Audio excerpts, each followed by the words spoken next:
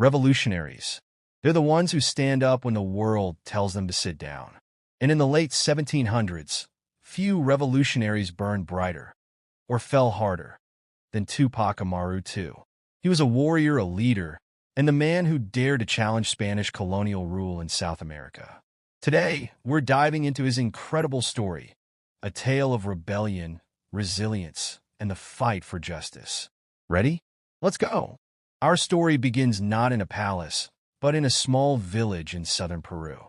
Túpac Amaru II, born Jose Gabriel Condorcanqui, came into this world around 1738. But wait, why the name Túpac Amaru? Well, he claimed descent from the last Inca emperor, Túpac Amaru I, who was executed by the Spanish in 1572. Túpac wasn't just a farmer's kid. He was educated, spoke multiple languages, including Quechua and Spanish, and knew his history.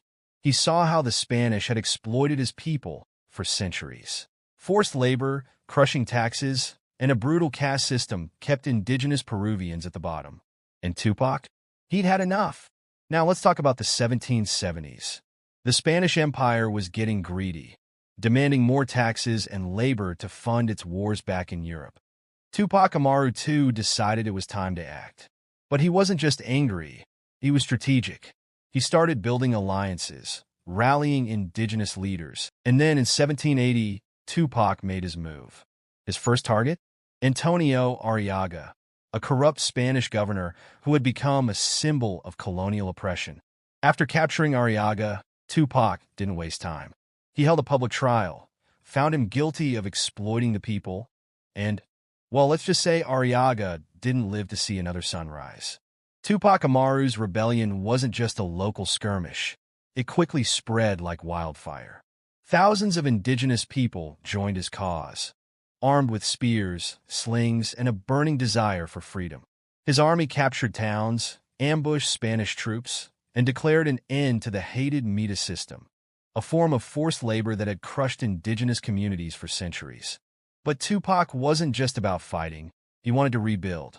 He declared himself the rightful leader of Peru and aimed to restore Inca traditions, but with a twist. He wasn't anti-modern. He just wanted justice and equality for his people. For a while, it looked like Túpac might actually win.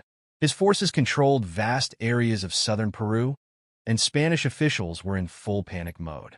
But, as they say, all revolutions face their darkest hour. So, what went wrong? Well, for starters, the Spanish had resources, lots of them. They brought in reinforcements, offering rewards to anyone who betrayed Túpac. And some people took the bait.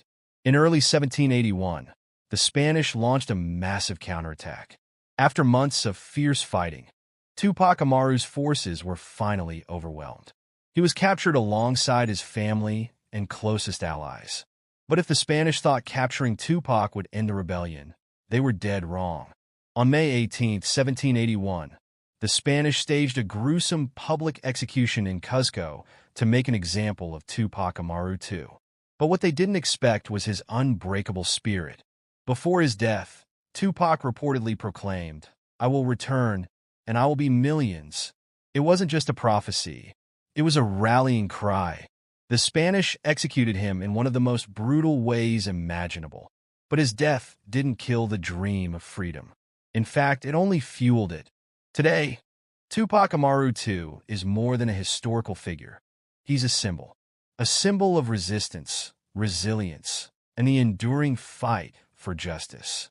His rebellion inspired countless uprisings across Latin America, planting the seeds for independence movements in the 19th century. And his influence didn't stop there. Even centuries later, his name echoes through history.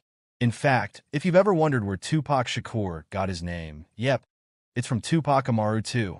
Túpac Amaru II's life may have ended in tragedy, but his story reminds us that the fight for justice is never in vain. He dared to dream of a better world, and even though he didn't live to see it, his legacy continues to inspire millions. Thanks for joining me on this journey through history. If you love this story, don't forget to like, subscribe, and share it with someone who believes in fighting for what's right. Until next time, keep dreaming big and standing tall. See you soon.